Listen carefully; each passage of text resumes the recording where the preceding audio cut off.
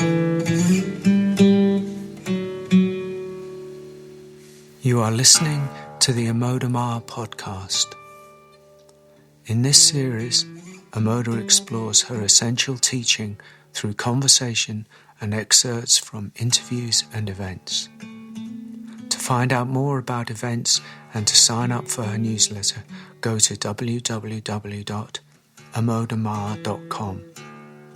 Please subscribe, comment and share if this podcast moves you. And if you feel called to donate, please go to the website. Thanks for listening, and we hope you enjoy. Greetings and welcome to another podcast with Amodamar. Today's podcast is entitled The Feminine in Spiritual Awakening. In this episode, Amodamar is in conversation with Emmet, psychotherapist and non-dual teacher. Together, they explore the role of the feminine in spiritual awakening, especially as it relates to the traditional Advaitic approach and a more heart-centered approach that includes our humanness. So, Ellen, welcome to my podcast.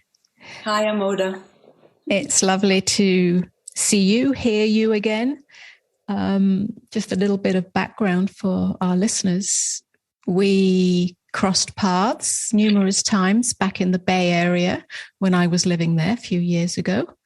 And I think we were both speaking at the SAND conference. That's right, yeah. And we have some mutual friends and so on. So that's how we met. And we have some connections with England. Well, you live in England currently, and I used to live in England. And I'm jealous of you because you now live in the west of America, where I want to live. Oh well, maybe you'll end up here as well. I know your roots are American, Canadian. No, American, Franco-American. So that is a bit Canadian, but no, American, okay. East Coast, and then France. Mm-hmm. Okay, so and the other thing we have in common is that we are incarnated into female bodies, at least this time. So that introduces our topic for today, which is the role of the feminine in spiritual awakening, in non-dual realization. There's a whole rich area there that we can explore. So we'll just flow with it and see what emerges. I just wanted to say that we'll do it in a feminine way. We'll flow. I think my listeners know that we don't have a structure to our conversations. Whether they're with most of them are between myself and Cabby.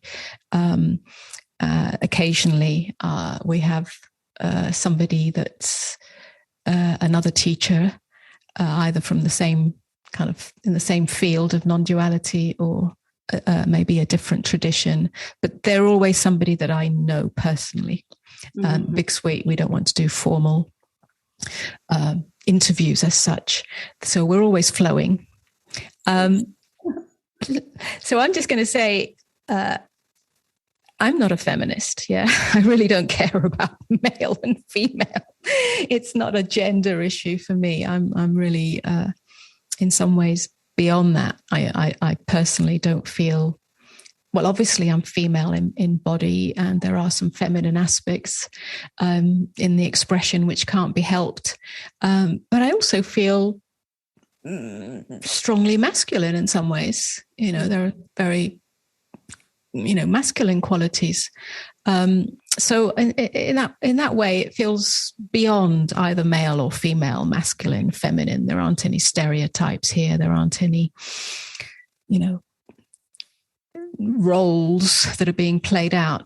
But there is something, I think, quite fruitful to be explored about the feminine in the way that it's expressed, perhaps, through awakened consciousness, and well, later on we can talk a little bit about the sort of the patriarchy in spiritual traditions. But let's start with how it's expressed, maybe. Mm-hmm. I don't know. Is there a difference in how it's expressed? I mean, let's just start with this. Awakening is awakening. That's right. I mean, I don't think awakening is gender free. Definitely. I think we have to agree on that. Yes. It's the same awakening, whether it's in a young person, old person, That's right.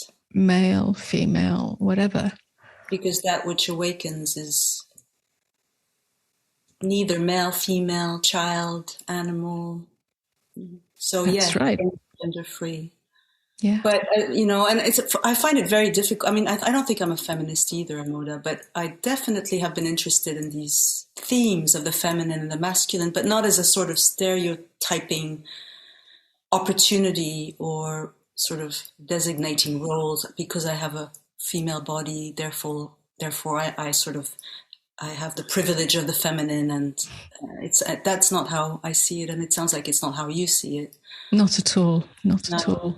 No. But I mean, there is a difference, and there are two attributes to creation. I mean, it's everywhere, and this is a dangerous topic too these days because of this whole gender fluid. So we have to be. Well, I mean, I don't want to be careful what I say, but I'm sure might not be PC. But how do we talk about these attributes of feminine? Yes, I hadn't actually really considered it on that level. I just don't operate in that level to do with gender types or even the expression of that, at least not in the kind of ordinary human experience. But maybe... Sorry, Amoda. No, go ahead. Maybe we can talk about our experiences and see how that may distill ideas about the feminine, so-called, rather than sort of start from an abstract idea of the feminine. It sounds like for you it wasn't really central. It wasn't central because it's not, it's not the body that awakens. And I know that the feminine is often associated with more body-centered experiences or even practices and so on. Although I have to say, and I think my listeners know this, I have a long history of body-centered practices. That's kind of very much my background.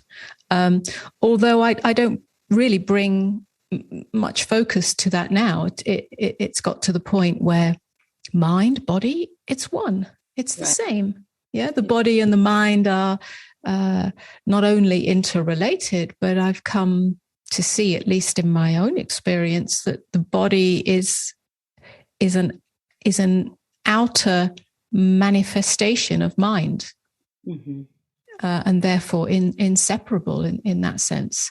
So I don't split it off anymore in that way. It's obviously included. There's no cut-off. Yeah, it's not like we're cut off at the head, although that can happen. So there is something to be said about the direct felt sense through the body.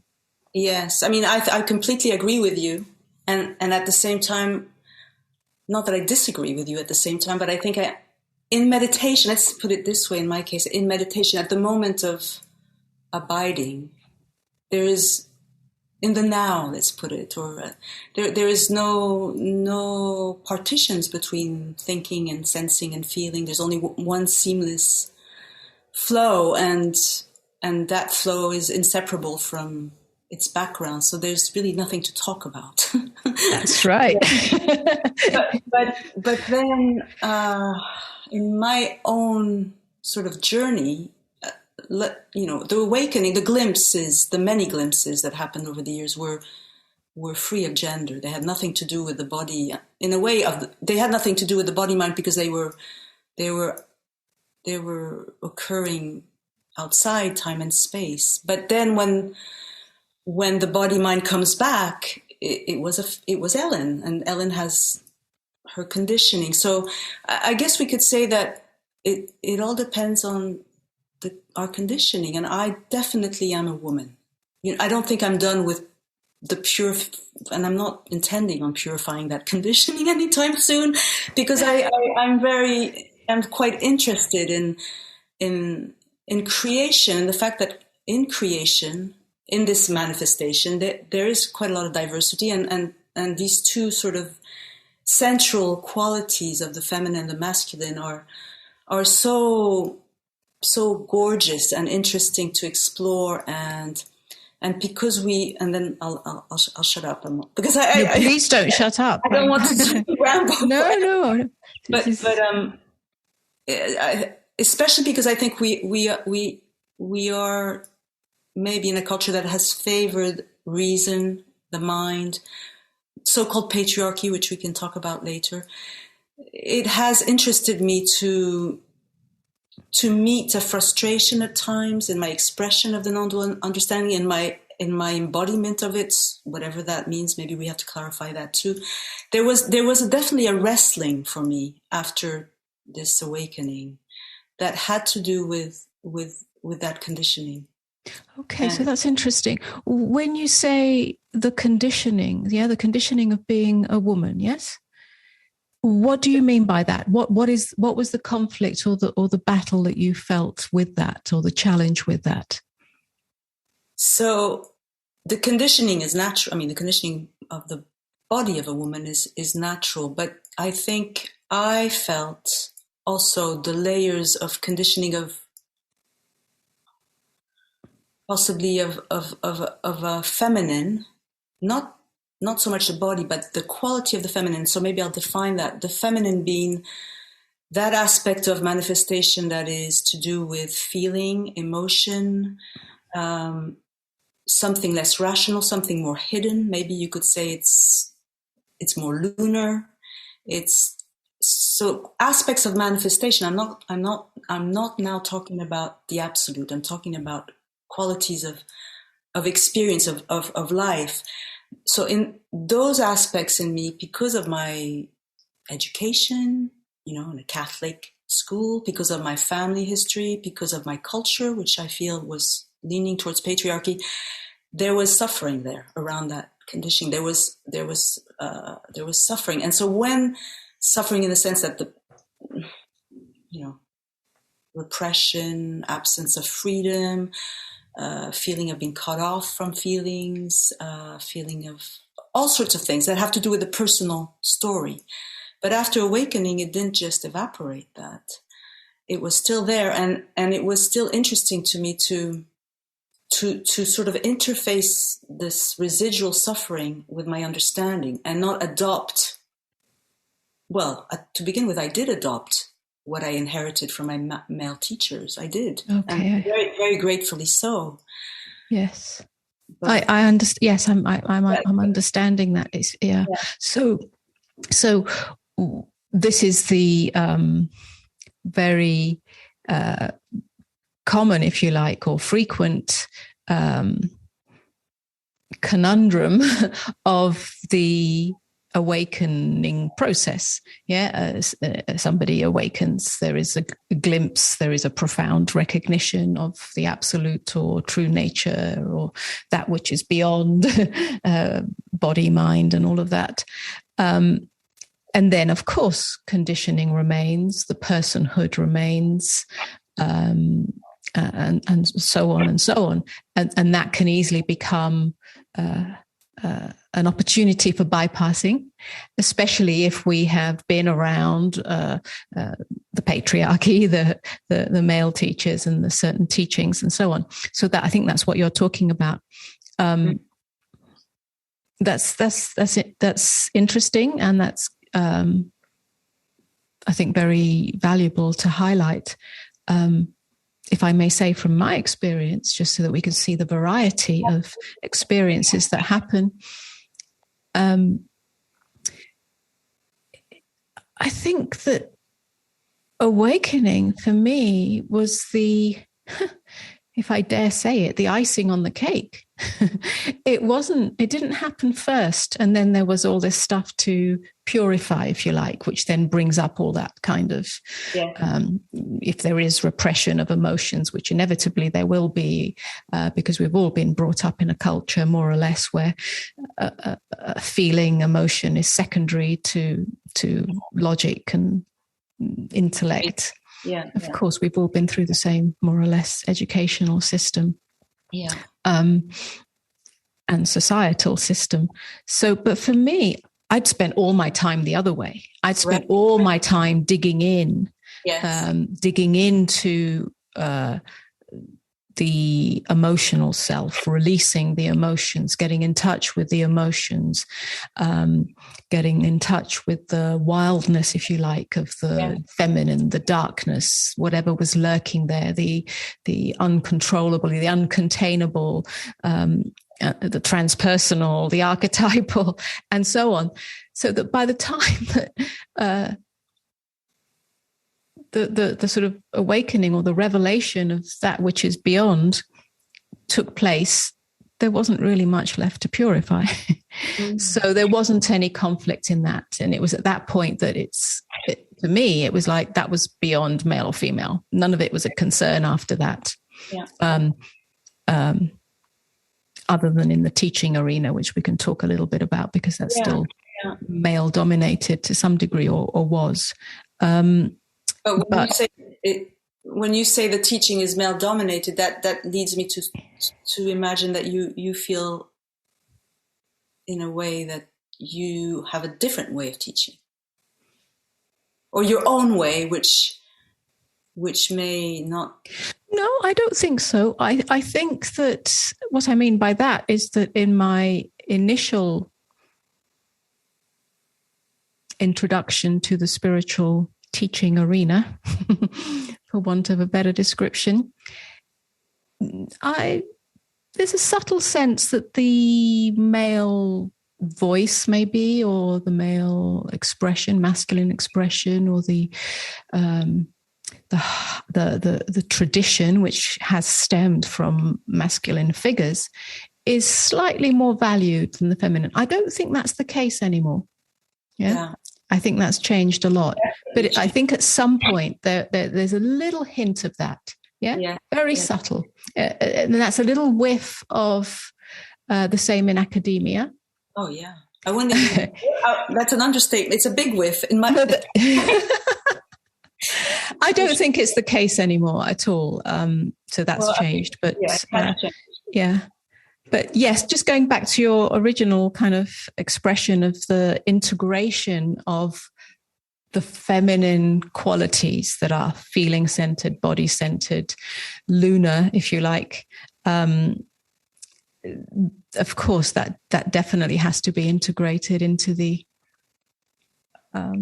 awakened view, if you like, which is really an illumination of mind in its widest and broadest sense, and the bringing of that into the illumination of the heart, which is a feminine quality. Again, that's also beyond gender at some point, but initially has a feminine quality of receptivity, surrender, vulnerability, tenderness, and those are qualities that are not often expressed and not often included as part of the embodiment of awakening in traditional teachings. Yeah, although, maybe that's true. Yeah, I mean, there are some women Indian avatars or saints like Amma or Anandamayi Ma, who, in a way, are expressions, purely feminine expressions, or pure expressions, but with a feminine flavor. And they don't sit on stages, they don't have philosophical discourses, which, that's right. They teach through kirtan, chanting, hugging in Amma's case, and teaching verbally as well, but less sort of rational. Well, that's an interesting thing as well, isn't it? Because I feel that intuition. Yes, I feel that even that is changing now, that there are many female teachers, including myself and probably yourself, that are not avatars and not saints. And in the Western culture and in the Western expression, who perhaps do have a merging of the feminine qualities, which are of surrender, of the heart, but also have the clarity of philosophical directness. I hope, anyway. I agree. But in my case, I was exposed to my teacher Francis Lucille, who's he's an engineer. He's very philosophically bent. He's very rational. He's not touchy-feely at all. Although he does explore the body. I agree with you. I was riveted to the clarity and logic of higher reasoning. It was pure delight, and my mind was ablaze. And I'm very capable, like you, of sharing my understanding at that level with people. So yes, but I have had to reclaim, in a way, I was much more comfortable doing that than trusting an aspect of the teaching that wanted to come forward in a more intuitive way, a more heartful way, a more tactile way, trusting that part of me that wanted to trust the not knowing. The masculine way was, so to speak, it's not really the masculine way, but that way of Advaita, inherited by the lineage of these philosophical teachings, was very much about knowing, about certainty.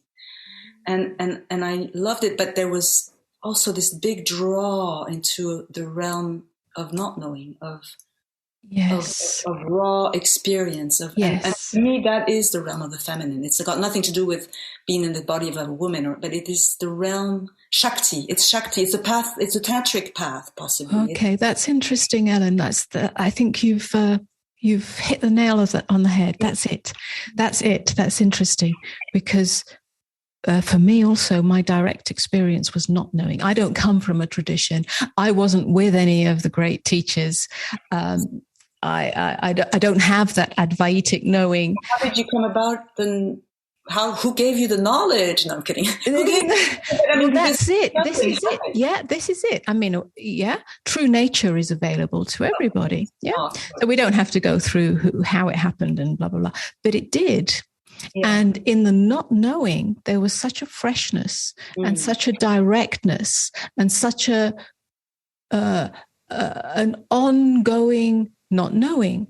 Somebody said to me this beautiful phrase the other day, actually somebody that comes to my events and is a student, rest on nothing. And this was the not knowing. My initial discourses, if you like, in small groups, was always about the unknown. Yes. Speaking from the unknown, living from the unknown, meeting reality from the unknown. And to me, that was awakening. Everything else is knowledge, or tradition. So I'm grateful that I didn't have knowledge to bring with me. I mean, I had other knowledge, a lot of spiritual knowledge from many practices, but I didn't carry that with me. That I'd let that go a long time. So I came to it very fresh, and I think that is the point. Here is that is the feminine quality. It's not about the body and whether we dance and whether we touch and whether we all this stuff. It's that quality itself.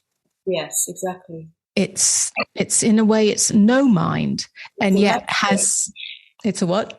Well, I said the matrix, the womb of creation. It's out of which manifested. I mean, that's very lofty to say, but humbly, I say it humbly. It's a place that we can touch because we are made out of that. Yes, and there's a great humility and trust that's required. That's surrender. Well, and humility, exactly. Humility. And I think it's that quality that is actually the feminine. Yes, exactly. Surrender, of openness. And to me, that's where the body comes in, because it's somehow, even though I don't even know what body means anymore, just like you were saying in the beginning, nevertheless, in this, when we speak about this quality of the feminine of not knowing, it has. I want to say it has a body or tactile or quality of body, heart maybe it's heart body, and it brings to mind images of open hands or being on your knees or prostration, or those are images, they're mental images in fact, but on a tactile level we can descend there somehow. The body is a sort of, again, I don't know what that means, but there's something about descending into that realm of sensing, tactility, surrendering the mind, placing the mind, the knowing mind on the altar, and then just offering our experience, meaning feeling our experience. So that too I claim as the feminine. Yes, I think feeling has more dimension to it than just like the feeling that we get when we touch something through the skin, isn't it? There's a whole dimension of feeling, the felt, the taste. I like to say the taste of life, the taste of this direct experience, the texture of it. And that's not through the skin. So in that sense, it hasn't got anything to do with the body, but it is felt. It is experience. It's energetic. It's an energy experience. And I think that's perhaps where Tantra comes in. I mean, I have a background in Tantra as well. So exactly. I think it's got a vibrational, energetic. Yes. And sometimes when we have sort of, when we are back in suffering and separation, the body, that energetic vibrational quality feels dense and solid. And then in the process of returning our experience to its source, there's that very palpable feeling that we can rejoice in of vibration, borderlessness, aliveness. And so really, it's also about, well, this is embodiment, isn't it? It's not embodiment just to do with the body. Embodiment is the inclusion of every experience, every taste, every texture of this human experience. So really, it's about embracing our humanity. And that's also, would you say, well, I certainly say, but would you say part of the, I don't know if it's new, but certainly, yeah, maybe there's a newness to it, but the more holistic, inclusive spirituality realm of awakening that includes our human experience and doesn't deny it.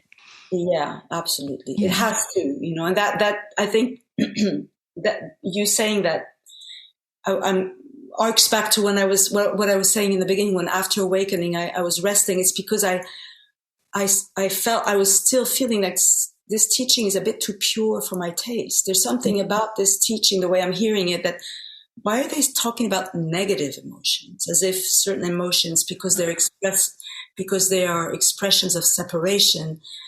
There was a sort of subtle way that the teaching was inferring that there was, or at least that's how I was receiving it. And what you're saying now, this all-inclusiveness, it's absolutely, obviously, yes. Yes. Yes. It's a yes saying. The truth is a yes, a resounding yes saying to.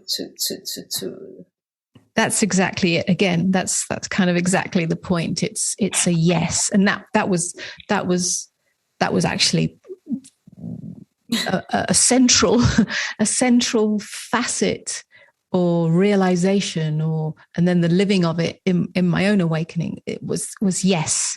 Yes. It was a full yes to everything. So nothing is denied. There's no negative or positive. There's things we don't like and things we do like, or there's welcome experiences or unwelcome. But even that division disappears. Everything is welcome because everything is tasted. Everything is God. It's a big yes. Say yes to all the no's. Yeah. And the yeses. Yeah. So that's easy to say, right? We're saying it because we've explored it deeply and recognized it deeply. But the question then is, how does that get translated into a teaching? Or how can it be? Okay, what do I want to say here? It's easy to know this when we're, again, in the shrine. Let's say I come to a Moda's meeting, and a Moda is going to speak this language or share this understanding, and it's going to be communicated. But then I'm going to go back out into my life and, my relationships, my activities, it won't be as direct a yes saying. It will be less direct. It will be more layered. And I'm not sure what I'm trying to say, Amoda. So you take it.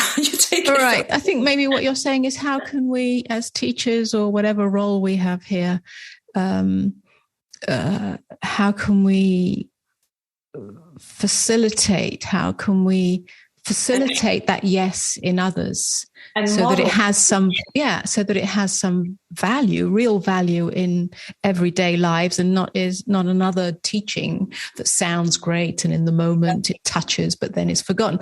Well, again, that's a really good question. I mean, for myself, and I expect it's the same for you, because you also work as a therapist. But for me, as far as I know, and get reflected back, it's not a teaching in that sense. It's not a set of precepts, ideologies or precepts and so. It's very much dialoguing intimately with individuals who have everyday struggles. I mean, obviously they're spiritual seekers, so there is a question there that is deeper than, the personal problems, but always that is included. It is problems, or not problems, but it is struggles in relationship. It is struggles in everyday life, and the closure and the opening that happens depending on what circumstances are, on what's being experienced. So people come with that. Yeah. And they come with those questions, and so over and over again, to invite, to explore, to investigate, that seeming mechanism that wants to close, that wants to contract, that wants to resist, and always inviting a relaxation, always inviting a surrender. I mean, my whole teaching is surrender, and then exploring that, because that gets misunderstood. So certainly mine is not a dry intellectual teaching. It's very, it's got its hands in, yeah. And I don't provide methods and such, but it is through dialogue. But it's very much about that. And I think over time, people do get a palpable sense of what it is to just let it be. Yes. What it is to just let it be. Whatever the problem is, there's a letting be. And out of that, a deeper intelligence starts to inform us. And there is a freedom in that. It's not the freedom of, now I'm enlightened, or the freedom of, I've recognized true nature, but it is an ongoing relaxation. It's the freedom. We taste the freedom of the unfolding, and we trust it. Yeah. And there's a trust of that. And I think that's of the world, and yet not of the world. Yeah, not of the matrix of the world, but it is in the world.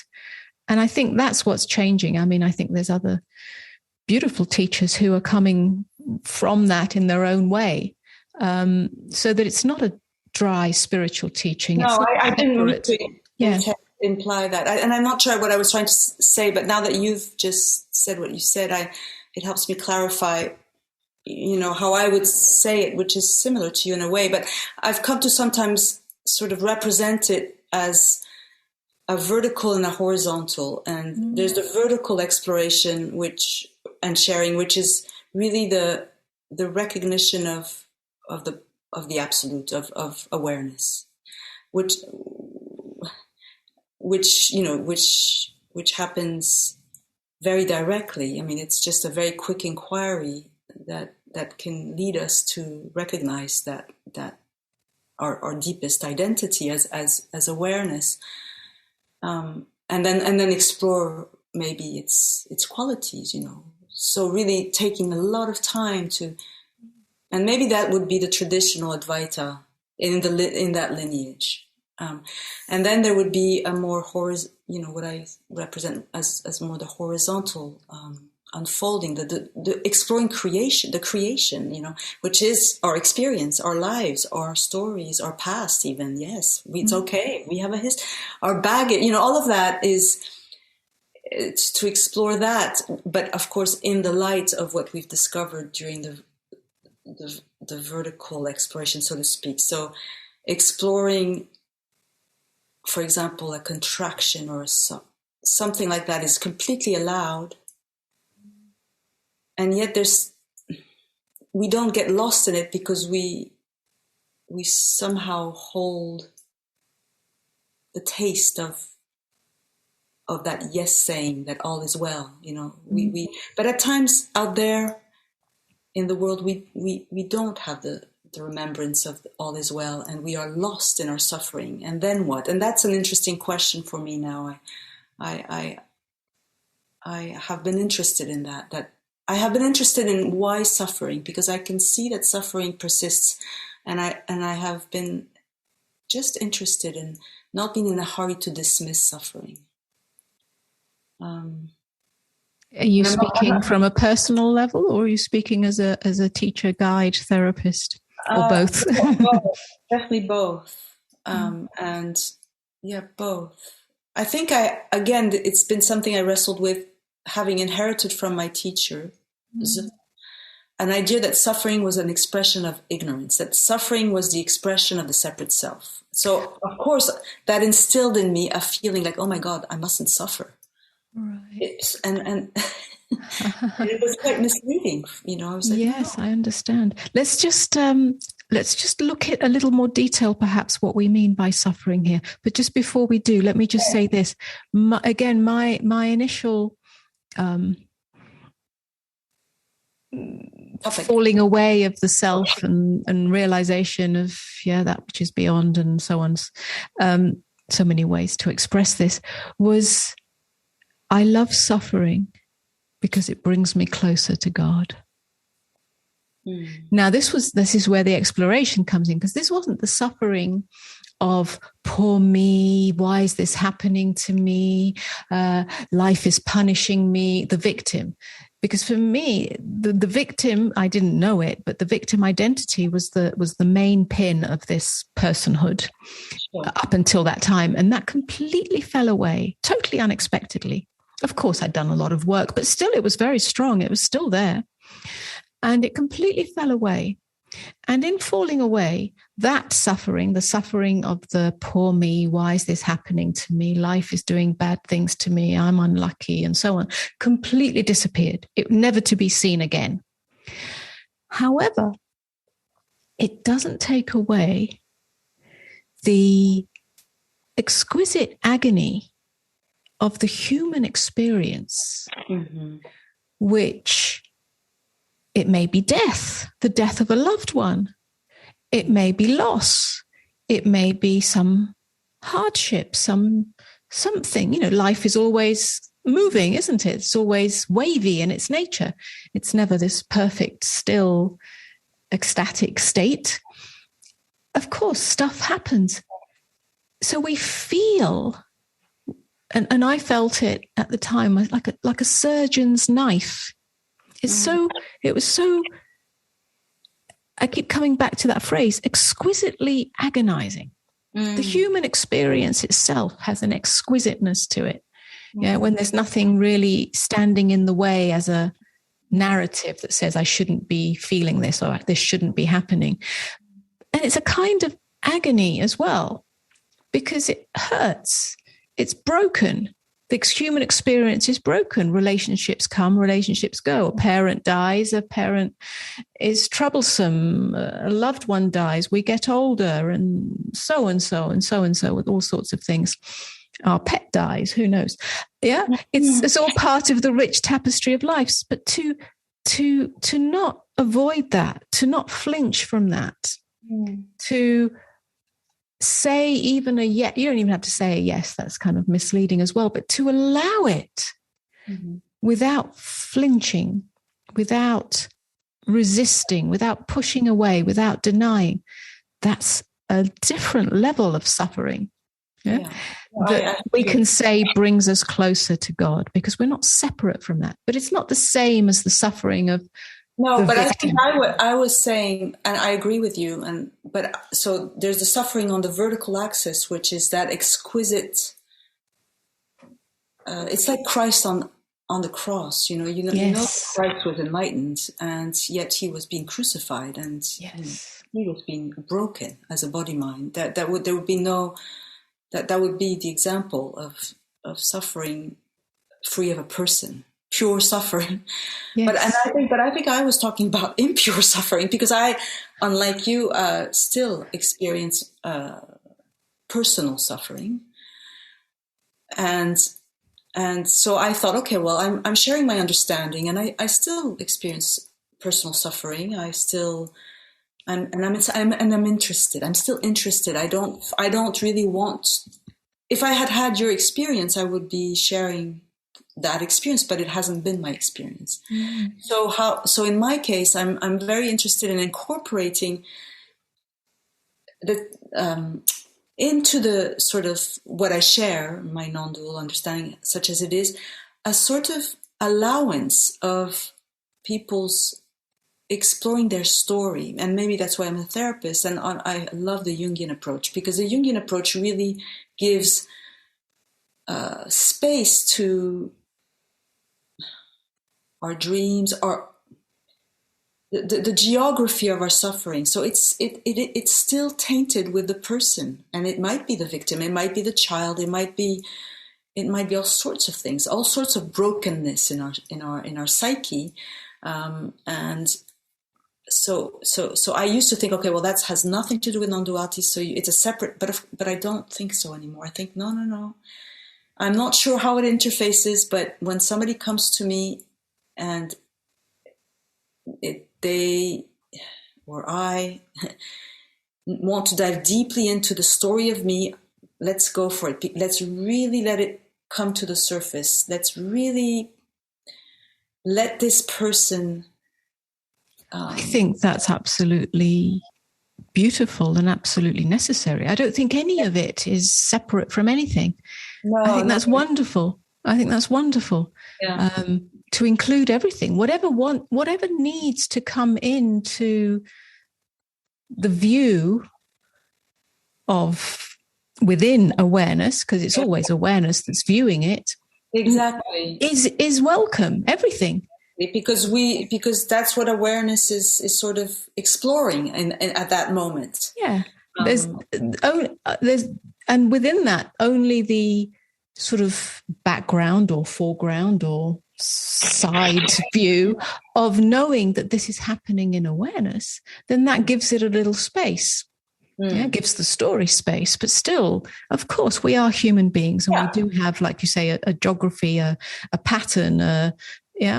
Of course. And you're right about this, the background or the side view or the under view or the top view. It's even more than that. Like always, if we are graced with the full understanding, at any moment, you can just collapse that person back into the story. Like if you're attached to the outcome of this suffering and this story, then you're sort of praying at the wrong altar. But if you're turned towards the truth and still very fascinated by a personal exploration, I think it's actually the crucible, and I think we agree, even though we speak about it a bit differently.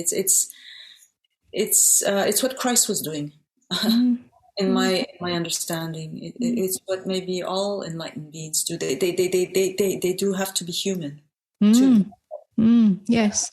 Yes, yes. And I think that going full circle to the beginning of our conversation, or somewhere at the beginning, this that's being spoken of now, that is the feminine. It's a feminine that goes beyond masculine and feminine. It goes beyond gender and all that. But exactly. It is the feminine. I think that what we're saying here perhaps is that the use of the word feminine is simply to differentiate from a sort of dry, mental, intellectual, logical, rational viewpoint that sort of remains in that without the inclusion of anything else. And so this is a much more, again, inclusive, holistic, immanent. Human. I know how you use those words, transcendent and immanent. And maybe feminine immanent. It's like really yes. Yes. And because perhaps awakening has now filtered more into, I don't know if it's the mainstream, but certainly it's come down to earth more. We don't need to go to India and live in the ashram. It's here. People are talking about it. People are experiencing it. There are many more teachers, many more guides, many more. Yeah, everything's much more down to earth in that sense. Then it has to inevitably include a more immanent aspect, a more human aspect. So it is in some ways a new expression. It's not new because, like you say, that is what Christ was. No, but I think what you're saying, or what I'm understanding you saying, is that we live in a psychological era, you know. Yes. We do, and yes. We mustn't deny that. And I do sometimes feel that some of the spiritual non-dual teachings still want to operate as if we were not psychological beings in the 29. I don't know when it started, but you know. Yeah. Yes, I totally agree with you on that one. I think I've said that myself many times. We are in a much more sophisticated psyche now, yeah. Yes. and so it has to be included. It's not the culture of, I don't know, hundreds of years ago, thousands of years ago, body or whatever the Vedanta. It's just not now. Yeah, so it has to include a much more sophisticated or nuanced exploration, which does include many aspects of the psyche, the inner life, the human, and all of that. Yes, which I guess means we need all the more rigor, which I can feel you have, Amoda. I can sense it in you. It's that sort of uncorruptible rigor with the yes, we explore, and yes, we say yes, but there's that sort of backbone to the teaching which is non-negotiable. That's what I mean. I hadn't seen it that way, but I think yes. No, I have never said that before, but it's just this sort of, the compass is very clear, the truth is the truth, and we mustn't lie to ourselves. And yes, we explore our stories, but we must be rigorous as to why we do it. And when we get lost, we have to be honest with ourselves, and because there's a lot to get lost in this day and age, and it is a very dark age in many ways, although there's many pockets of light, but I think it's very dark in the sense of, in this culture in the West, it's a materialistic culture, and there's not, we can get lost. We can get lost on our screens. We can get lost in many, many ways in our own dramas. And so and one of the ways that we mostly get lost, especially these days, is in fear. Yeah. Fear is the pandemic of today's age. And that is a great, there's a great wealth of exploration in there. What is fear, and all of that, and there's the many psychological and human aspects of that, and then, like you say, there's this backbone of, once the nature of fear has been seen through, Exactly. we can't give ourselves to that anymore. And that requires a certain tenacity. It's not an intellectual belief at that point. That's a deep knowing. I agree with you almost all the way, but how did you put it just now? Once we've seen it all the way through. Yeah, once we've seen through once we've seen all the way through, there is no more fear because there's nobody to be afraid, right? But I'm not sure, at least I'm not sure that's the end of fear. You see, I feel like as long as there's Maya and manifestation, there is going to be all these. No, I didn't say that, Ellen. I didn't say that there's nobody here to feel fear. Yeah. So let's just reframe that, because that's a non-dual, realization, and that can become a kind of ideological safety net or kind of mask or something. Yeah. What I'm saying is that once the true nature of fear has been seen. Yes. Yeah. And I'm not really saying what that is right here, but that's a whole exploration in itself. But once we've seen the nature of fear, and to put it bluntly or briefly, when we see fear as a thought that takes us into the future and isn't remaining right here, then our job, if you like, or the tenacity that's required, is that even when fear arises, because we do live in a world and, of course, all sorts of energies arise, is to not say there's nobody here to feel the fear, but to recognize that which is that within which that experience or thought of fear arising is awareness itself, is openness itself. Yeah. And nothing can take that away. Nothing can actually, And so it's like a movement, isn't it? It's a movement that goes towards fear, the thought of fear, the outcome of fear. Yeah. And then the victim of fear. Yeah. It's a thought movement. It's a mind movement. It's an energetic movement that takes us away from the absolute nowness of now. Yes. And that's an energetic experience. Yeah, I think that's quite different to saying, well, there's nobody here to feel the fear, because then we're just in the place of denial of our human experience. Yeah. Yeah, I hear you. It's so hard to sort of catch these experiences and put them into words. But I do hear the distinction you just made. But, I think maybe what I said was almost like a bit of a spiritual sort of a bit too simplistic. You were not saying that. You were not saying anything as simplistic. Yeah. But I think at that moment where you have explored fear, you have deeply welcomed fear for what it is, and I guess undressed fear, because as you say so beautifully, it's a movement of the mind and that takes you into the future, and it's also of course a feeling in the body, and so you explore the fear, and as you undress fear, the me, that one that was fearful and that was intertwined with the fear, returns, so to speak, to the background, or the openness of awareness. Yes, that's it. Yes, that's but in that moment, in a way, the fear also returns.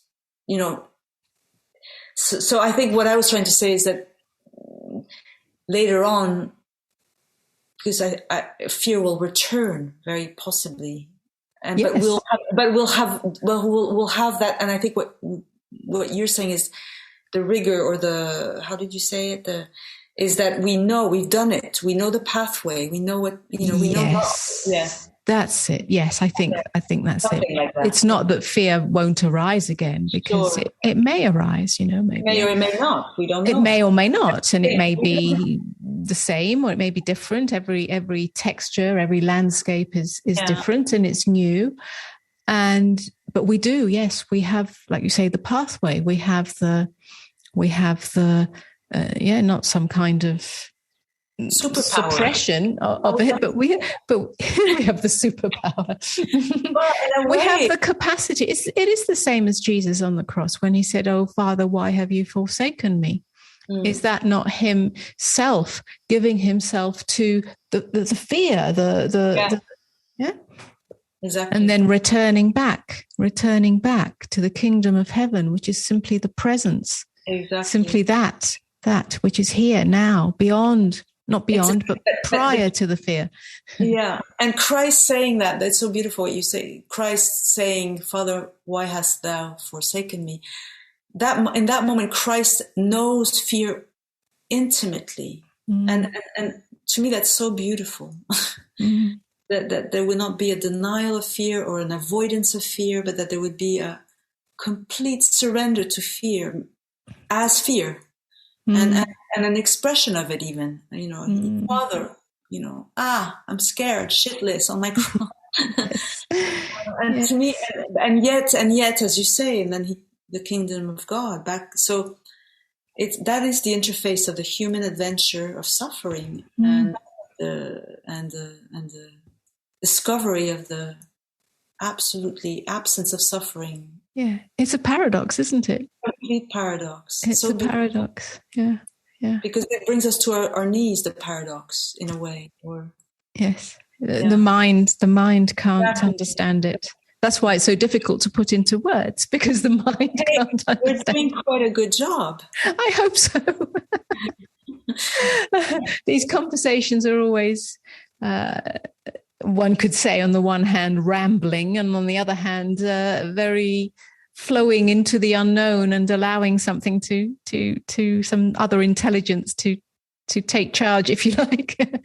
I think it's because we're willing not to bring our our canned concepts and ideas, which we both have. We both have lots we could pull from, but we're letting it emerge, and hopefully our audience will beautiful follow us.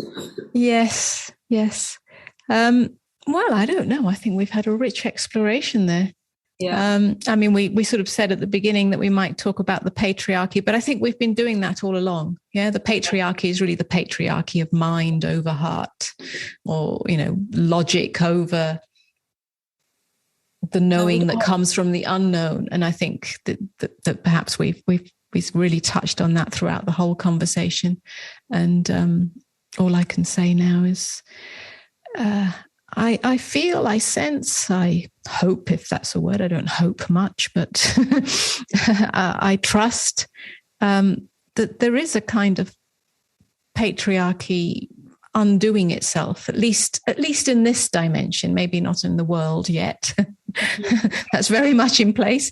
But I think within individuals, I think there's an undoing of that inner patriarchy where the knowledge or the mind or the tightness or the holding on to a position is sort of coming undone, at least in a few individuals, maybe not everyone yet. Yeah, no, I definitely think it's a movement in the right direction. Very lovely to talk with you, Amoda. Yeah, thank you. That was beautiful. I haven't actually had a female guest, I don't think, on the show, so it's been delightful to... Well, hopefully the conversation will be followable by... And if it's not, well, there's a fragrance. Yes. Beautiful. Thank you. That was really delightful.